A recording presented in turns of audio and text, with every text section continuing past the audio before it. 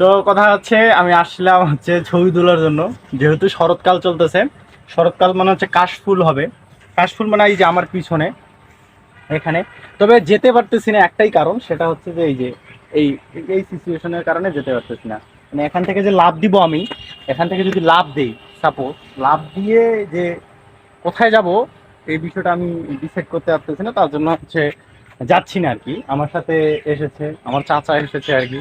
বললাম যে আপনি হচ্ছে ক্যামেরাটা মানে ধরবেন, এভাবে আমি ভিডিও করবো। তো যাই হোক, এটা হচ্ছে ফুলগুলো অবশ্য বৃষ্টির কারণে বা সময়ের কারণে, হ্যাঁ, কোনো কিছু যখন সৃষ্টি হয়েছে ধ্বংস তো হবেই।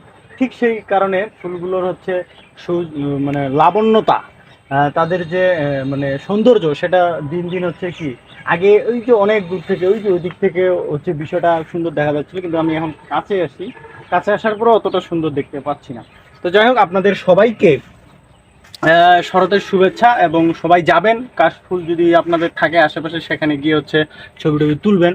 তো কথা হচ্ছে যে সামনে মাসে, এটা কি মাস চলতেছে, সেপ্টেম্বর অক্টোবর মাসে মেবি দুর্গাপূজা শুরু হয়ে যাবে 9 তারিখ থেকে বা 8 তারিখ থেকে।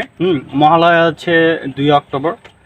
সবাইকে মহালয়ার শুভেচ্ছা, আপনারা সবাই মহালয়া অবশ্যই দেখবেন, এবং দুর্গাপূজারও শুভেচ্ছা। হ্যাঁ, আর সবাইকে হচ্ছে কি নিমন্ত্রণ বা আমন্ত্রণ, যার ভালো লাগবে তারা আসবেন, সে পূজায় অংশগ্রহণ করবেন। তো এখন কথা হচ্ছে যে এই যে দুর্গাপূজা কিন্তু বছরে একবারই আসে আমাদের। তো যাই হোক, এই দুর্গাপূজা নিয়ে আমাদের তো অনেক প্ল্যানিং রয়েছে। কার কী প্ল্যানিং রয়েছে অবশ্যই কমেন্টে জানাবেন। এবং সবাই, এবার পুজোটা কি অন্যরকম হবে। অন্যরকম বলতে কি, সবাইকে সচেতন থাকতে হবে দেশের বর্তমান অবস্থা বা পরিস্থিতির উপর ভিত্তি করে আর কি। তো যাই হোক, সবাই হাসি খুশি থাকেন এবং পূজায় অংশগ্রহণ করেন। পূজার মার্কেট বেশি বেশি করে করেন।